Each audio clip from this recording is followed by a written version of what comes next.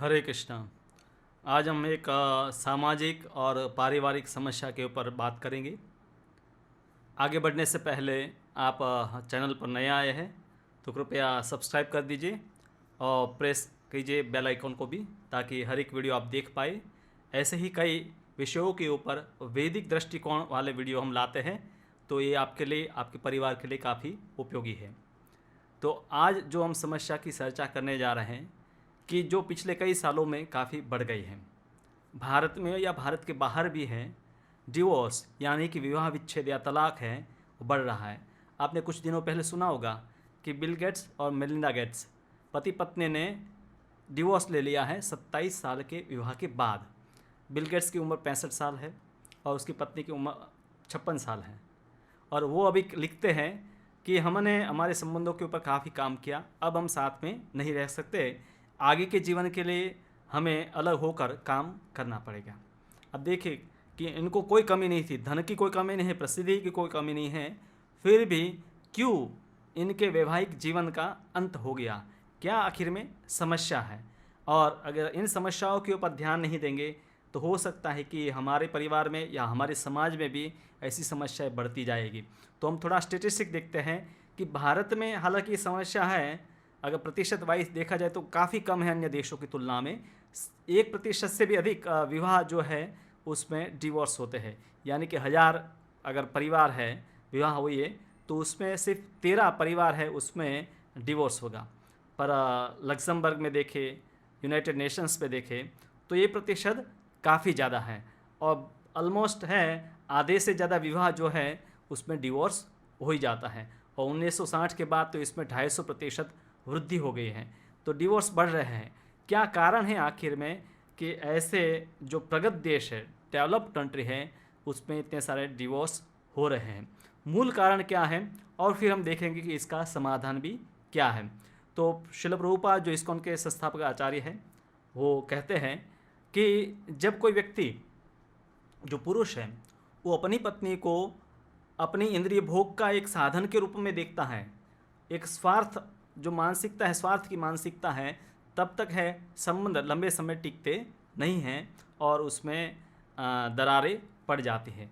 पर जब पति और पत्नी एक दूसरे को सहयोग करते हैं जिससे वो आध्यात्मिक प्रगति कर पाए, तो उसमें ऐसा स्वार्थ नहीं रहता है और संबंध बल्कि पूरे जीवन भर बने रहते हैं।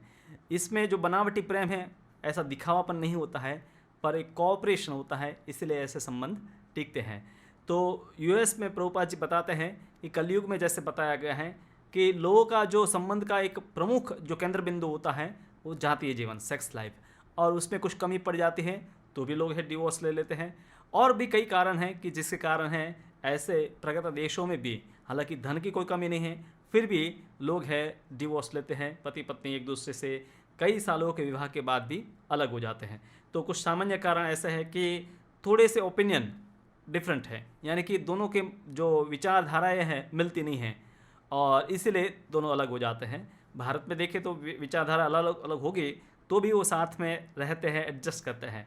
पर यहाँ पर है सिर्फ पति पत्नी के कुछ विचार भिन्न हैं, इसलिए अलग हो जाते हैं। या कभी कभी उनका बाह्य दिखाव या उनकी स्टाइल या जो भी बोलने के तरीके, मतलब जो बाहरी वस्तुएं हैं, उसी को लेकर लोग है एक दूसरे के साथ संबंध खत्म कर देते हैं। जीवन की कोई गहरी जो समझ होनी चाहे, ऐसी समझ का अभाव रहता है। और कभी कभी पति पत्नी में कुछ मिसअंडरस्टैंडिंग भी हो जाती है, कुछ भ्रम पैदा होता है और उसके कारण भी डिवोर्स हो जाता है। ये एक बहुत बड़ी समस्या है, क्योंकि अब आधे से ज़्यादा लोगों का डिवोर्स हो रहा है तो क्या होता है कि हर एक व्यक्ति है वो हमेशा तैयारी भी रखता है, हालांकि उसका एक पत्नी, एक स्त्री या पुरुष के साथ विवाह हो चुका है, पर वो साथ में दूसरे स्त्री या पुरुष के साथ संबंध बनाने का भी प्रयास करता है या करती रहती है, ताकि अगर डिवोर्स हो जाए तो दूसरा संबंध उनको मिल जाए। और ऐसा जीवन भर चलता रहता है। कई बार हर व्यक्ति, काफ़ी सारे लोग वहाँ पर है कि जिनकी दूसरी या तीसरी शादी भी हो चुकी होती है, विवाह हो चुके होते हैं, तो और अंत तक उनके जीवन में बूढ़े हो गए तो भी ये वहाँ चलता रहता है। और उसी की तुलना में अगर भारत में देखें, कई बार ऐसे देश है वो देखते हैं कि भारत में है स्थिति अच्छी नहीं है, लोग गरीब है और डेवलपिंग कंट्री है, यहाँ पर सामाजिक स्थिति अच्छी नहीं है, पर अगर देखा जाए तो ऐसे गरीब देशों में या जो इतने प्रगत नहीं हैं, उसमें सामाजिक ढांचा जो है, स्ट्रक्चर है, सोशल स्ट्रक्चर है, वो काफ़ी मजबूत होता है। उसके कुछ कारण हैं। सबसे पहला कारण है फैमिली वैल्यूज़। यहाँ पर विवाह जो है एक कॉन्ट्रैक्ट नहीं कि एक दो व्यक्ति ने मिलकर एक कंपनी चालू की, कॉन्ट्रैक्ट किया और प्रॉफिट नहीं मिला तो दोनों अलग हो गए। यहाँ पर दो परिवार, दो समाज जो है उनका संबंध जुड़ता है, तो इसीलिए ऐसे संबंध है लंबे समय टिके रहते हैं। और दूसरा है कि यहाँ जो समाज है वो धर्म प्रधान है, पुरुष प्रधान या स्त्री प्रधान नहीं। कई बार लोग कहते हैं कि नहीं, भारतीय समाज तो पुरुष प्रधान है, नहीं, यहाँ धर्म प्रधान है। हर व्यक्ति अपने जीवन में धर्म का विचार करता है कि मेरा धर्म क्या है, पत्नी के रूप में मेरा धर्म क्या है, पत्नी के रूप में मेरा धर्म क्या है, और उसी का विचार करके वो जीवन जीते हैं, नहीं कि अपने आप को केंद्र में रखकर। तो इसलिए भी वहाँ पर है वैवाहिक जीवन यहाँ पर है टिका रहता है।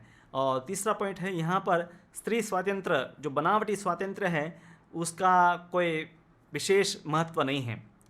हर व्यक्ति का अपना अपना स्थान है और व्यक्ति अपने अपने स्थानों के अनुसार कार्य करते हैं। बनावटी जो स्वतंत्रता है उसका यहाँ पर प्रचार कम है, और जहाँ पर भी ऐसा प्रचार होने लगता है तो देखा जाता है कि अंत में है ऐसे परिवार हैं टूट जाते हैं, और स्त्रियाँ भी परेशान होती हैं, पुरुष भी परेशान होते हैं, और उनके जो बच्चे हैं वो भी परेशान होते हैं। और चौथा पॉइंट है कि अगर ऐसे संबंधों में कभी कभी कड़वाहट आ जाए, झगड़े हो जाए और डिवोर्स तक बात भी चली जाए, तो पंचायत होती है या मध्यस्थी लोग होते हैं, घर के जो वडील होते हैं, तो वो मदद करते हैं पति और पत्नी को समझाने के लिए कि परिवार उनका बना रहे, और काफ़ी सारे घटनाओं में वो सफल होते हैं और बात वहाँ तक पूरी हो जाती है, आगे डिवोर्स तक नहीं पहुँचती है बात। और यहाँ पर जो है विवाह एक कॉन्ट्रैक्ट नहीं है कि चलो हमने कुछ बिजनेस करना है तो दो पार्टनर आए और एक कॉन्ट्रैक्ट कर लिया, और फिर कुछ सालों के बाद हमने कॉन्ट्रैक्ट रद्द कर दिया और दोनों अलग हो गए। यहाँ पर विवाह एक संस्कार है, एक पवित्र संबंध है, भगवान के द्वारा भगवान को केंद्र में रखकर इस संबंध को जोड़ा गया है। अग्नि की साक्षी में है संबंध जोड़ा गया है। जो भी ब्राह्मण और पुरोहित हैं उनके सामने प्रतिज्ञा ली गई है, तो इसीलिए ये पवित्र जो रिश्ता है या संबंध है वो टिका रहता है। और जब पति और पत्नी में हैं आपस में कुछ छोटी मोटी बातों के कारण हैं झगड़े होते हैं, तो प्रायः उनको सलाह दी जाती है कि वो एक दूसरे को एडजस्ट करें।